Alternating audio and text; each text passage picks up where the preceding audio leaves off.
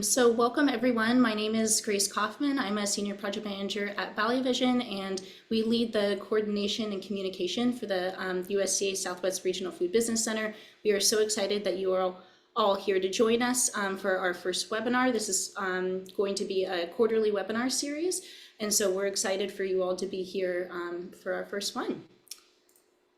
So a couple of webinar logistics. You all should have received an email that had this information as well, but just to let you all know that the webinar will be recorded and will be located on the Southwest Regional Food Business Center website, as well as our YouTube channel. And then the materials included in the presentation will be shared as well. Encourage you all to turn on your cameras so we can see you all and can create a community here. And the chat is open for you all, so please feel free to introduce yourself, your name, your organization, and kind of what your role is, and so we can all get to know each other. And then there is time for question and answer at the end, so encourage you all to put your questions into the chat. We'll be collecting that, and then we'll ask our speakers some of those questions at the end. Any of the questions that we don't get to, we'll include in the follow-up email.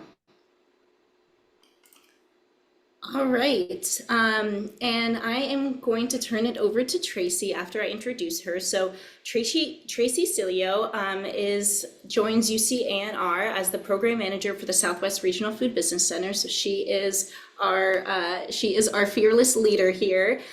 She oversees a lot of the center's efforts. She's a social scientist who has been with UC A&R since 2012 and has worked with CBOs before joining with CBO programs. And before joining UC A&R, Tracy served in the U.S. Peace Corps agriculture sector and went to have a career in nonprofit management. And as program manager of the center, Tracy looks forward to the role food business centers will have in localizing food systems and creating resilient communities. So Tracy, I will turn it on over to you. Thank you so much, Grace. We can go to that next slide. Thanks for the introduction, and it's so great to see everyone here at our first Southwest Regional Food Business Center. I'm seeing partners from Center for Good Food Purchasing and CAF. I'm seeing other Regional Food Business Center partners are on, and it's great to have all of you. We're really excited. So to give you just some background about the Regional Food Business Centers, the USDA funded 12 Regional Food Business Centers across California, across the United States and its territories to provide local assistance and address the needs of small to mid-sized food producers and food businesses through coordination, technical assistance, and capacity building. Focusing on historically underrepresented communities, the Regional Food Business Centers will drive economic opportunities across the region, creating a more diversified and resilient food system. Centers offer regionally tailored activities that will increase food and farm business and finance acumen, create more and better markets to increase market awareness and access, ensure small and mid-sized producers can gain access to distributors, to retail outlets and institutions, increase the number of new food businesses and farm businesses, and viability of existing businesses, and finally, increase the revenue of food and farm businesses served. Next slide. Through our network of partners, we act as a regional hub to coordinate across geographic areas with USDA, other federal, state, or tribal agencies with relevant resources, regional commissions, and other regional food business centers, providing direct business technical assistance to small and mid-sized food and farm businesses. And the third pillar is that we will provide financial assistance through Business Builder subawards across our 4-state region, and will award $4 million over the next 4 years, up to $100,000 to support projects focusing on emerging regional needs and businesses that are working towards expansion or other investment. Additionally, as a key element in our 5-year agreement, we gather data and report that to USDA. So our evaluation component is a really important element of regional food business centers, not only so that we can celebrate our successes and wins, but also so that we can identify gaps and challenges, which might be addressed through future funding or other programs. Next slide. So this is a snapshot of our partners, and we are 4 states were California, Nevada, Arizona, and Utah, and 148 tribal nations with a focus also on rural communities located along the US-Mexico border. UC Ag and Natural Resources is the lead agency, and together with our partners, we're supporting small and mid-sized producers, aggregators, and distributors that sell to all types of local and regional markets, produced locally and regionally. Things like fruit, vegetable, meat, poultry, fish, grains, dairy. Our goals are to improve opportunities and competitiveness of food and farm businesses and include value-added activities that generate additional business revenue, increase growth and profitability, and industry recovery, resiliency, and compliance, as well as worker well-being and community resilience. This is a snapshot of our Leadership Council, and across the 4 states in Arizona, we have the University of Arizona, we have Arizona Department of Agriculture, and we have our nonprofit, Local Arizona First. In California, we have California Department of Food and Agriculture. We have our nonprofit partner in Valley Vision, and then University of California Agriculture and Natural Resources. In Nevada, we have the Department of Agriculture and the University of Nevada, Reno. And in Utah, the Department of Agriculture and Food and the Utah State University Extension. Next slide, please. So I'm going to show just slides with our partners so that folks can see who will be delivering this technical assistance and capacity building along with coordination. And so first we have our Arizona partners, Local First Arizona, University of Arizona, Arizona Department of Agriculture, the ASU Sweetie Center, Danielle Corral Technical Assistance, Manzanita, Native American Advancement Foundation, Southern Arizona Community Food Bank, Thrive Consultancy, and White Mountain Economic Development. Next slide. California partners, as you can see, we're a diverse and large state with a huge agricultural footprint. In bold, you can see our lead partners across the state. And so we have a coastal region, a central region, San Diego region, Riverside and Inland Empire, Los Angeles, and then Northern California, Chico State. And then our hub in the Davis, Sacramento area is UC Ag and Natural Resources. All of our other partners will be working with these lead organizations to provide the technical assistance and other tools and resources, best practices for our center and center partners. Next slide. In Utah, we have our Department of Agriculture and our university system that will be providing both technical assistance, capacity building, and leading clients through the process of Business Builder. Next slide. Nevada. Our Nevada partners are the University of Nevada and Nevada Department of Agriculture, and their technical assistance providers are the Desert Research Institute and the Small Business Development Center. That's an overview for you all to just to understand a little bit of why the regional food business centers from a USDA perspective, and then what the Southwest region has organized and how we are deploying the regional food business center across our 4 states. And we're really excited to do this first webinar and to work with all of you. With that, I'd like to get to the topic of why we're all here, and that is our first Regional Food Business Center webinar, Leading with Equity, Tribal Food Sovereignty, and Inclusive Engagement. And our first presenters today, we have 3 partners. We have Kimber Lanning and Raphael Tapia Jr. from Local First Arizona, and Thea Rittenhouse with the California Department of Food and Agriculture. I'm going to hand it over to Kimber Lanning and Raphael Tapia Jr. I'm going to do a quick intro. Kimber Lanning is an entrepreneur, business leader, and community development specialist who works to cultivate strong and self-reliant communities that enable a higher quality of life for people across Arizona. She's the founder and CEO of Local First Arizona, an organization focused on creating diverse and inclusive Arizona economy with opportunities for all. She's been named one of the 50 most influential women in Arizona by Arizona Business Magazine, and it was named Citizen Leader of the Year from the International Economic Development Council. Next slide. And Rafael Tapia Jr. Rafael is a member of the Pascua-Yuki tribe and is a member of the Tribal Community Connections and is a director at the Tribal Community Connections at Local First Arizona. Rafael has over 20 years of economic workforce and community development experience. Early in his career, he dedicated over a decade to addictions and alcohol behavioral health, social, and residential treatment services. Prior to joining Local First Arizona, he served as the Vice President of Programs with Partnership with Native Americans, a national nonprofit serving over 60 reservations in 12 states in Southwest and Northern Plains region of the United States. I'm going to turn it over to Kimber to get us started. Thank you so much.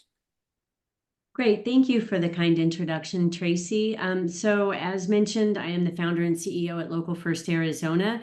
We are really excited about the opportunities ahead of all of us with the regional food business centers. Here in the Southwest, we view it as a brilliant opportunity for us to really engage with small and mid-sized farms, and in particular, those that have been historically under-resourced, those that are difficult to reach. I can also just assume that you're here today because you'd like to also learn about how we can reach some of those communities. We're going to be focused today on the 22 Indigenous nations here in Arizona, and the work that we're doing is very comprehensive. It's not just an approach specifically to growers, but rather looking laterally across the different opportunities we have to improve quality of life and support the health and well-being of our Indigenous community members. So I'm going to hand it to my colleague Rafael Tapia to talk about our work. And in particular, we're going to be talking about educating folks about tribal structures and the implications to the work that we're all doing across the country through these regional food business centers. It's really important contextually to understand how our tribal partners, how their governments are structured, and how we can most effectively engage with them. So I'm going to hand it over to Rafael, and then I'll come back at the end of his remarks. So thank you. Thank you, Kimber. Dios Santiago Quechamalia, Ina por Rafael Tapia Tiac. Good afternoon, Rafael Tapia. I'm the Director of Tribal Community Connections at Local First Arizona. And so I just wanted to preface this presentation that, there's going to be some areas that definitely, based on the work we're doing, is tied to an extensive body of work, and also based on years of experience working with tribal communities. But I want to share that and set the stage that, as we're talking about tribal structures and implications, something that came to mind in terms of, what are the things that we need to think about as we're engaging tribal communities. And I thought of, next slide, please.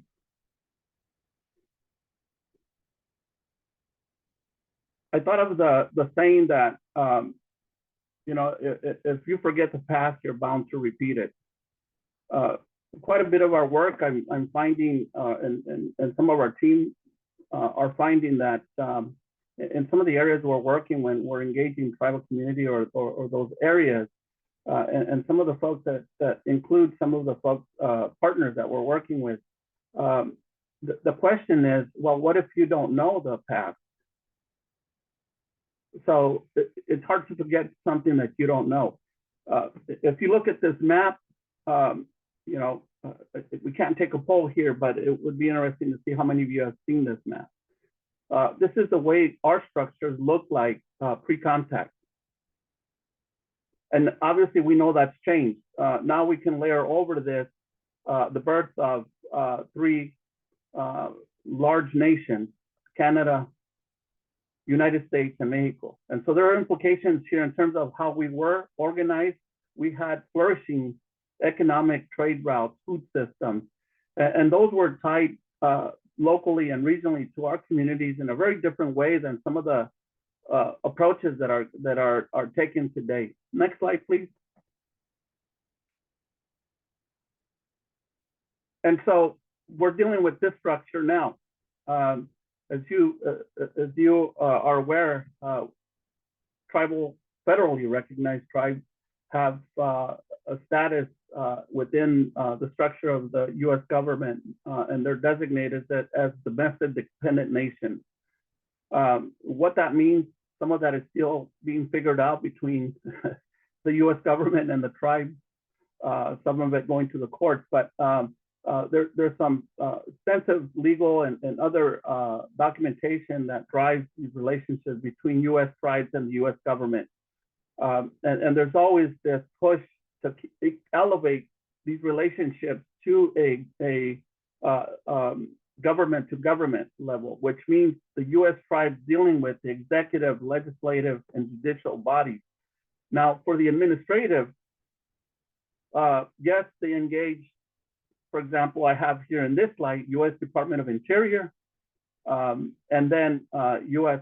Department of Health and Human Services, because there's an extensive amount of engagement and relationship that goes into that trust relationship that was established long ago when colonization impacted our ancestral ways and how we organize ourselves as communities. And so under the Department of Interior, you have Bureau of Indian Affairs, and Bureau of Indian Education. And then for health, there's Indian Health Services. On that part of the structure where you have U.S. Department of Interior and U.S. Department of Health and Human Services, you can place USDA on that. And so, but the relationship that the tribes and leadership seek to establish is at that U.S. government and U.S. tribal level to make sure they ascertain their sovereign rights and sovereign status. Some of that through treaty or constitutional agreements that have been signed off on. Tribes do not see themselves in the same level as states. In fact, they consider them subordinate to federally recognized tribes because, again, they're subunits of government for the U.S. government. These are the structures we're having to deal with now. And so I think, there's some implications when you look at this. We don't have time to break all of that down, but our understanding at Local First is we have to understand, one, the history and know the history. And then second, what are the current structures and what are the implications when we're talking about tribal engagement and the work that we're doing. Next slide, please. So now this is, when you take that first map I showed you, and for our 22 nations, this is what it looks like now. So they're carved out into 22 nations in Arizona. 26% of the land base, almost 27% is under tribal control. And so it's pretty extensive. It's more than a quarter of the state of Arizona where tribal communities are developing and working on building stronger, healthier communities, including food systems. But there's some challenges here when we look at drawing maps like this. Even the challenge to what is regional. For example, we have this conversation here. When you look at the map of Arizona, we're focused on Arizona, but we have communities that are extending into California, Nevada, Utah, New Mexico. And so if we are to respect tribal sovereign status, then Local First Arizona has been challenged to then extend services into these other states.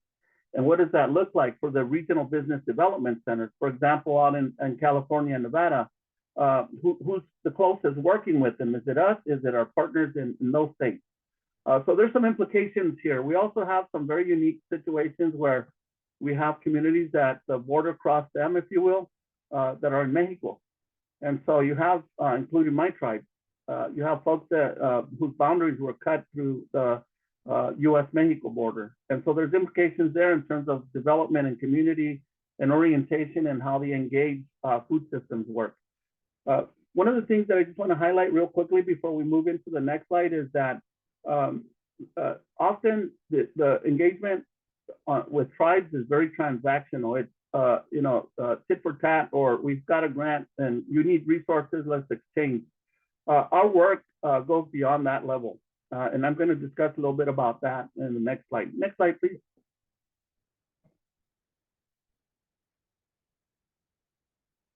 So one is to understand the history, the impact of colonization. They're very present today. And they're impacting our tribal communities and how they're going about restoring their ancestral ways, including food systems. There's some incompatibility with the way we approach food systems work. In some cases, it's very extractive, and it doesn't align with the values and cultural ways of the communities we're working with when it comes to Indigenous people. There's also ideology and approach that is sometimes something that really needs to be considered, because we think we're very three-dimensional in this, but for us, we have a metaphysical, we have a spiritual component to food. It's not just, well, I'm hungry, I'm going to feed myself, or I can make money off of this product that I grow off of the land. There's a spiritual component. That food that I consume is also part of my ceremonial, my ceremony in a sacred way. So we also have a relationship to the land where it's a living being. Water is a living being. So when we're looking at, what are some of the implications, we need to think about how we're approaching our work. What are the things that are involved in how something is going to be impactful to establish that level of equity we seek. Some of the things that are also considerations is, what is technical assistance? Sometimes, that word becomes very complicated when we translate it into our tribal communities. There are definitely capacity challenges, and we've had to deal with some workarounds. Again, we're talking about a history where the community has been impacted significantly for many years. And so we need to look at the, access to capital and those types of things, resources that haven't been historically available to our community. Next slide, please. So these are the community partners that we're working with, and some of the things that we're engaged: food systems, technical assistance, strategic planning, established institutions like nonprofits within their approach to food sovereignty, engaging resource partners we might not have because of, there's expertise needed. So we'll bring in folks, business development, and then looking at the long term. Next slide, please. I'm going to highlight three communities and some of the work we're doing. Colorado River Indian tribes, they're along the Colorado River, and we're dealing with some, we're working and supporting food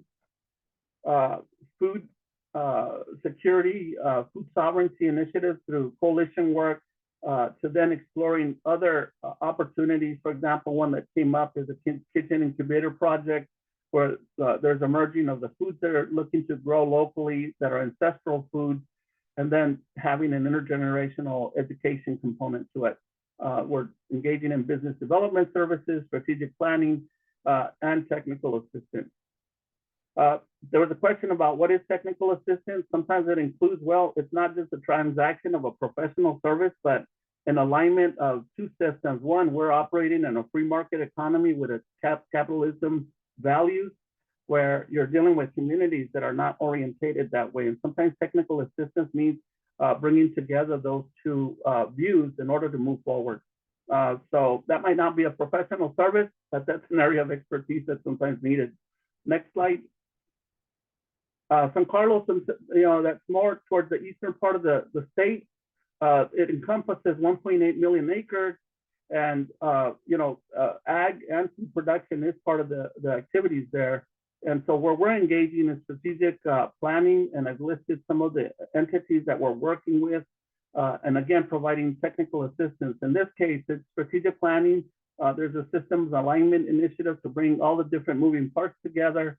And then in that, there's a business development component. Next slide, please.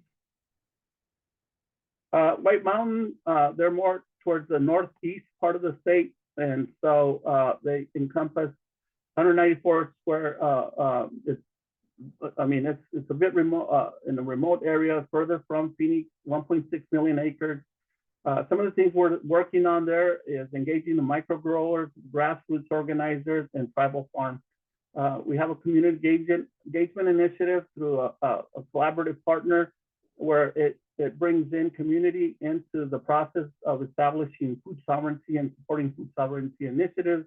Again, there's some food systems and coalition work we're doing, and then supporting emerging nonprofit that's going to be a capacity builder, technical assistance provider. We're also supporting a regional initiative that encompasses the San Carlos Apache tribe and Santo Apache tribe, and looking at how they can collectively work on food systems initiatives in that area. Next slide, please.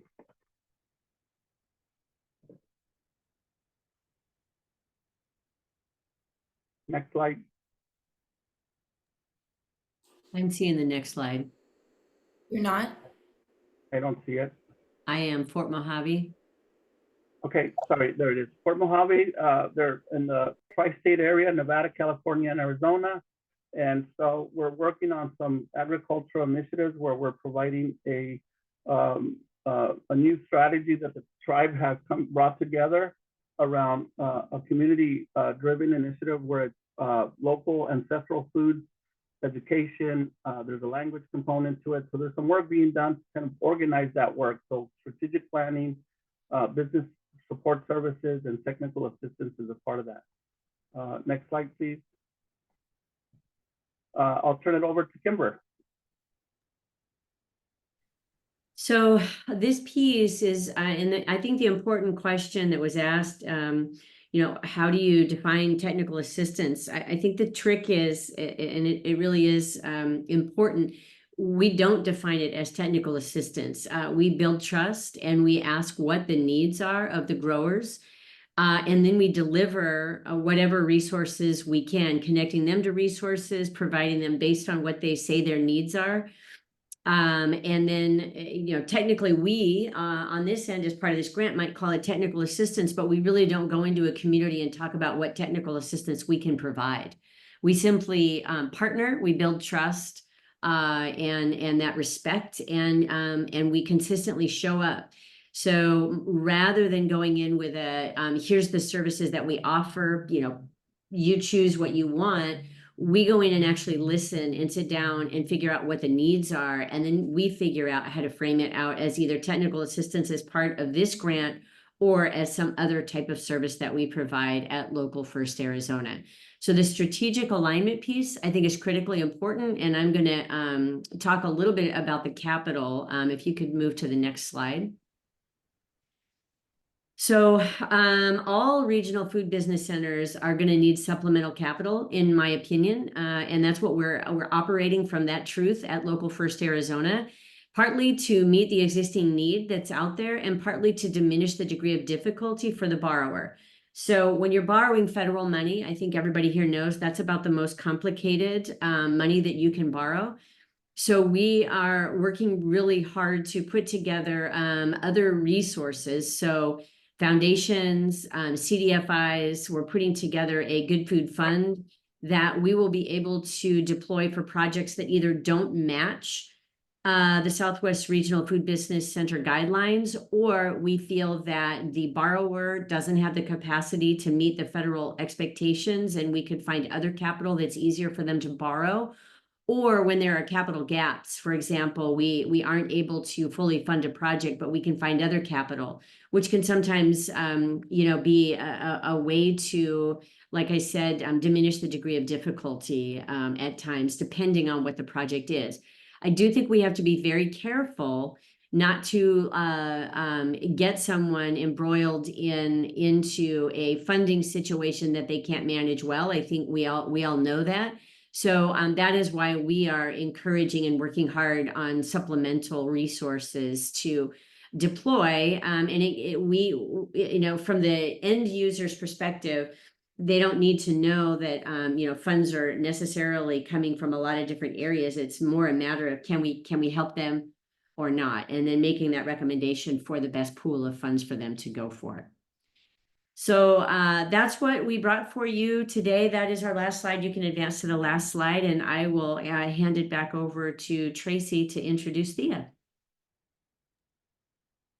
Thank you so much, Raphael and Kimber. That was a great short, I know we gave you just a little bit of time, but a really great intro and wonderful projects that are coming out of Arizona. Thank you so much for your leadership. So while Grace is pulling up the next presenter slides, I'll do an introduction. Thea Rittenhouse joined CDFA in September of 2018 as the Farmer Equity Advisor. Her career has encompassed many aspects of agriculture and food systems work, including school and community gardens, beginning farmer training programs, farm workers and farm to school programs. Much of her work focused on small-scale BIPOC producers, agricultural businesses, and underserved communities. She holds a master's degree from UC Davis in community development with a focus on sustainable agriculture and food systems. And Thea, I'm going to turn it over to you to talk a bit about equity. Thank you so much. Thank you so much, Tracy. And also thank you to Kimber and Raphael for such a great introduction and sort of setting the stage for continuing this conversation. My goal today is to really focus on some high-level things that the state, California Department of Food and Agriculture, is doing to really address some of those underlying structural barriers and challenges that exist that Raphael mentioned and Kimber mentioned that they're doing on the ground in Arizona. And my hope today is in this very brief time to give a snapshot of some of the things that we're doing and how we're really leveraging this opportunity with this long-term multi-state USDA effort here through the Southwest Regional Food Business Centers grant to try to move the needle a little bit and really try to advance some of these initiatives and programs that we've started related to technical assistance and embedding equity throughout our state government programs. So I'll start quickly with some background of how this position was even created at CDFA. There was state legislation that was passed in the fall of 2017 on behalf of many community-based organizations, Farmer Justice Collaborative, and many others that work together with Assemblymember Cecilia Aguilar Curry to pass the Farmer Equity Act. And this really set the precedent for state policy to align with USDA policy. It acknowledged that farmers of color have not historically had equitable access to both land, resources, and other things necessary to be successful in their businesses, and that legacy of prejudice continues. It really mandated that our department submit a report to the governor and also include recommendations for inclusion and shifting the resource allocations, technical assistance, and our grant programming to ensure not only that historically underserved farmers and ranchers have access, but that they have a voice in decision making and policy set forth by the department. And importantly, it created a state definition that aligns with the USDA definition. And also, this work is continuing to build and grow. We have a very supportive administration that has also had several policies related to embedding equity that we are continuing to grow and push towards furthering this work. Next slide, please. So I'll really quickly touch on some of the ways, and I appreciate really how Raphael and Kimber talked about, understanding the history and how we got here and the importance of the diversity of groups that we're working with, not only tribes, but also historically underserved communities, disadvantaged and small scale producers across all of our states.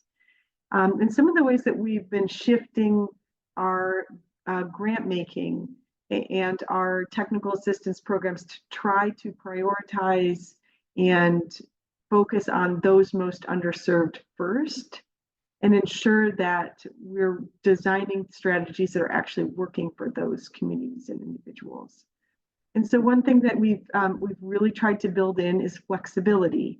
Flexibility not only in how our program operates, but flexibility in the way in which we're requiring applications, materials, advanced payments, longer term, adjustments that we can make, all really to serve those who have not applied for state funds before, those who may have difficulty accessing those programs, or really just are doing this for the first time.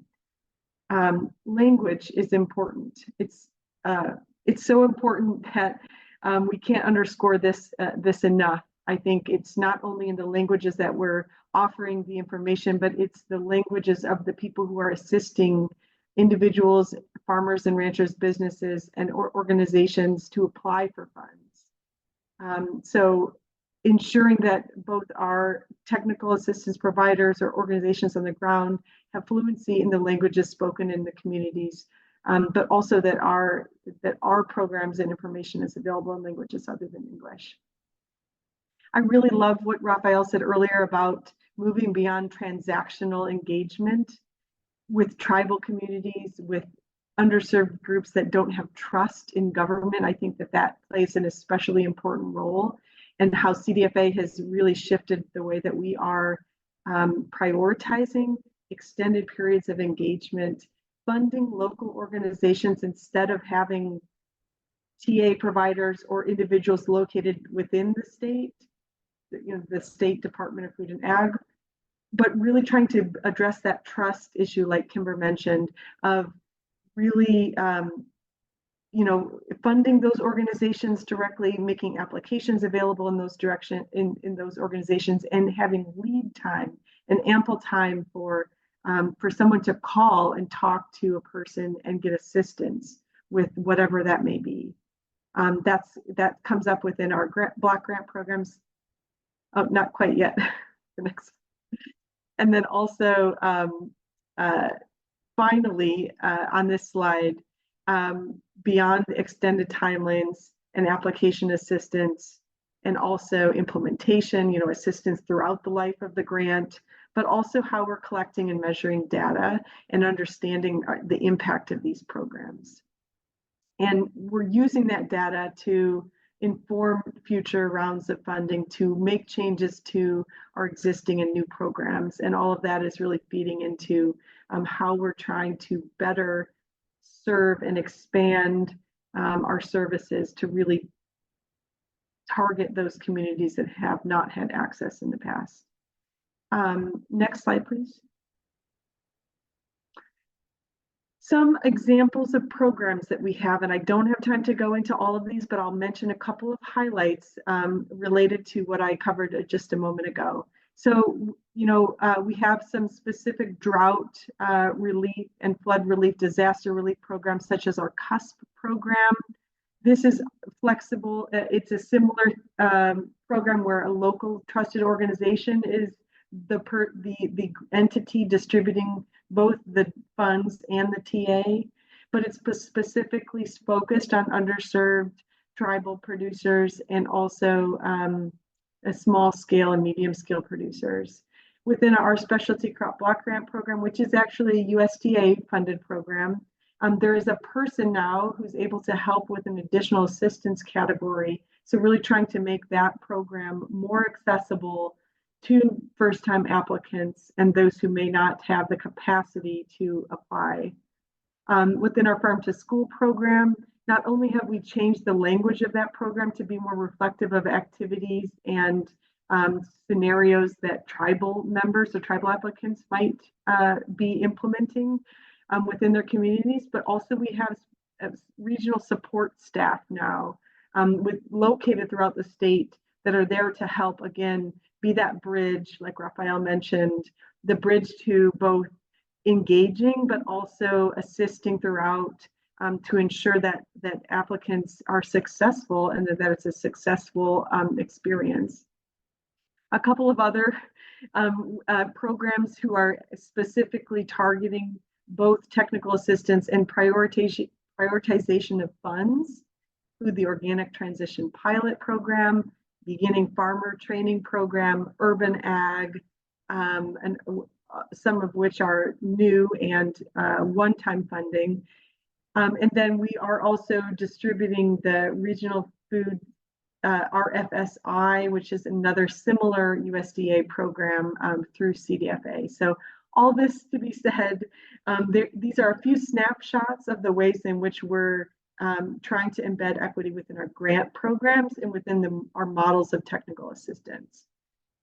Next slide, please. And then additionally, I'll note, I mentioned before, the work of the Farm Equity Office at CDFA is also about creating platforms and opportunities for historically underserved BIPOC producers and tribes to have a voice in decision-making in CDFA's programs and policies. And so we have 2 advisory committees now comprised of primarily producers and tribal members. And these are newly implemented advisory committees that are helping to inform opportunities for grant making, resource allocation, and technical assistance as we go. Next slide, please. And then I'll just close with really trying to situate CDFA's involvement in this USDA project, really as a state agency, as a state department of food and ag here, within this large multi-state project, given that we have grant programs and a vision of really expanding our ability to continue to serve underserved communities and tribal nations. We felt that this was a great opportunity to really ensure that we could focus our impacts within California for those small scale business owners and historically underserved producers and communities, including tribal nations, to be able to ensure that we're really directly and primarily ensuring that those groups have access to and will be successful in applying for these types of funds that we will be distributing through our Better Business Builder grant opportunity. I think also, again, connecting back to what Raphael and Kimber noted in Arizona, the successful work that they're doing there with tribes is the opportunity to build new partnerships and organizations. And I think that because this is a longer term initiative, 5 years, and USDA had the foresight to understand that that would be needed in this case, to really serve those underserved groups that we're talking about here and whom this funding is prioritized for, is really trying to strengthen these partnerships and opportunities to work across state boundaries. As Raphael said, there's going to be a lot of instances where we are working not within a state boundary, and I think most importantly here, many of you today attending are TA providers, are community-based organizations, and the real strength of our work together is technical assistance, whatever we want to call it. And we all know that there's different ways in which we call it that, but it's really being that bridge, again, like Raphael said, that between all of these different people that we work with, and really trying to ensure that those groups have this access to this funding that's available, but also building these relationships that we hope will stay in place and be successful at helping communities to really get the things that they need to be successful, continue to develop food sovereignty projects, food systems projects, feed their communities, or sell products, whatever that range of success might look like for that individual community. I'll just stop there, but I really am thankful for the opportunity. I am especially looking forward to these quarterly webinars as an opportunity to highlight some of these TA partners that are involved in these regions and try to share best practices And I hope that some of you listening today, if you don't already know me, I encourage you to reach out. I'd love to get to know you and think about ways in which this funding opportunity might help to address any concerns that you're seeing on the ground. So I'll turn it back to you, not Kimber, Tracy. Thank you. Yeah, thank you so much. We have some time for questions and answers, and I think that Kimber did a great job, and you all did a great job of dialogue and answering some in the chat. But I want to put this first question: what are the most pressing needs that you hear from tribal communities? I'd love to just hear from Thea and Raphael, and then Kimber, what your thoughts are.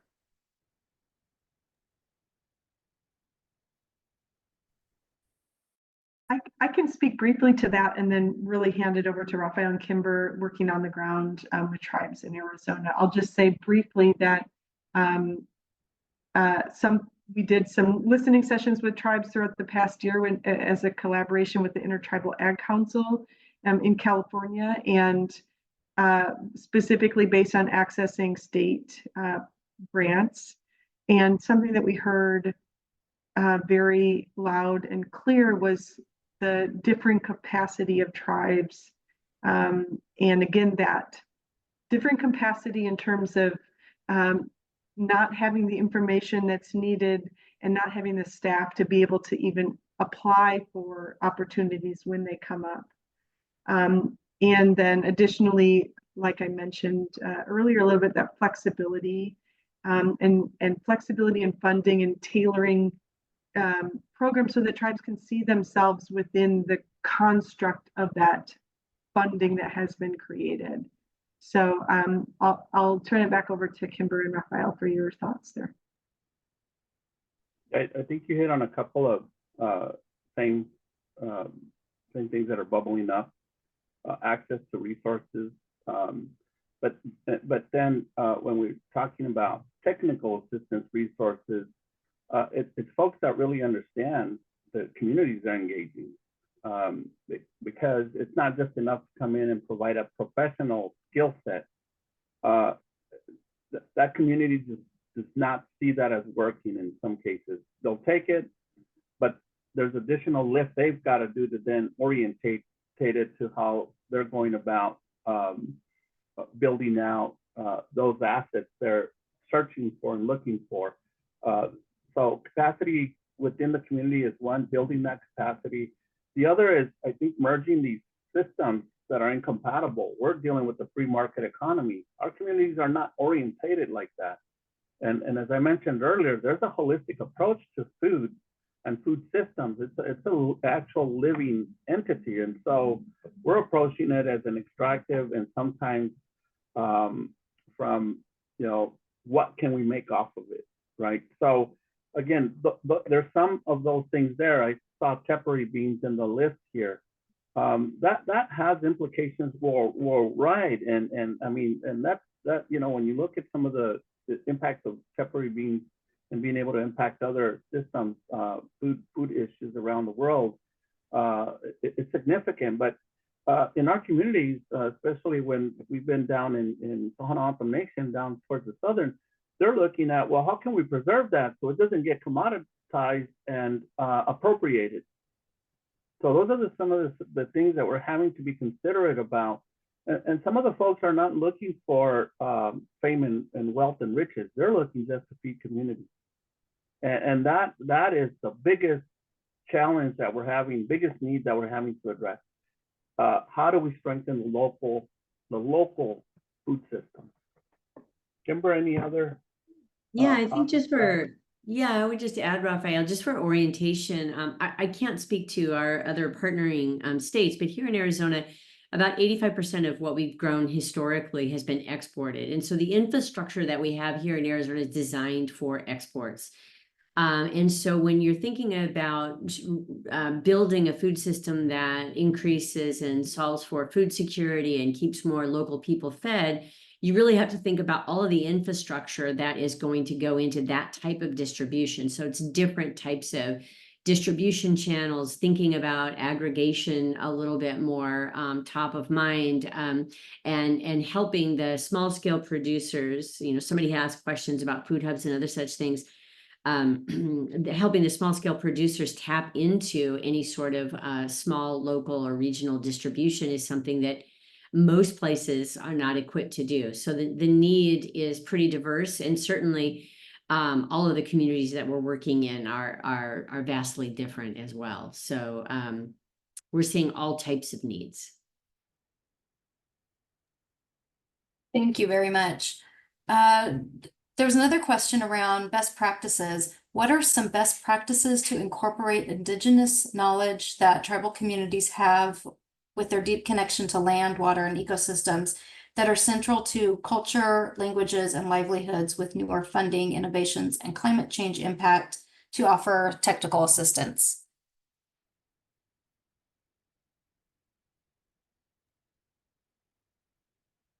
I would just jump in and say there's really not a way that we could say, especially because there's people here from across the country, what would be a best practice for incorporating that. But as I said in the beginning, we working with the San Carlos Cattle Ranchers Association, it's really starting with listening and understanding what their priorities are, understanding what their needs and interests are before we even walk into the room with what we think they need.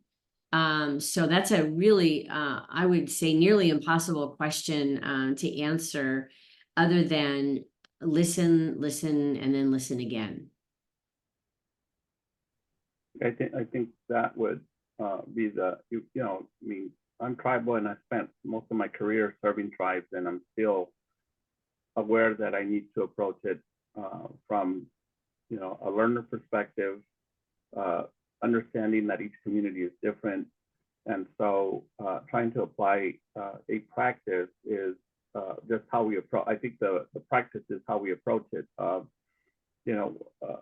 What is that? What is the basic information you can learn about that community? What is their history? So get to know the community. I think that goes a long way. We were working on this relationship with Quetzan out near the California border, near Arizona and Yuma area. And, as part of that engagement, they were very clear. Look, don't come here if you haven't done your homework, because then your systems run into problems when you're trying to work with us. We don't want those problems. We have enough problems of our own. And so, I guess the best practice would be to not hand over more problems to the partners we're working with, and learn about them. That was good advice. We really appreciated that wise counsel from the partner, because they're genuinely trying to connect with people that are really going to help them out. At the end of the day, that's what the goal is, also for the tribal partner. So it's incumbent upon us to really do our homework, if you will. Get a knowledge partner that might help support the work you do. And just don't slap a land acknowledgement on your website and then consider that done, or designate somebody as the tribal liaison and they have no background in working with tribal communities. I think that's excellent. And with 2 minutes left, we're going to have to end questions.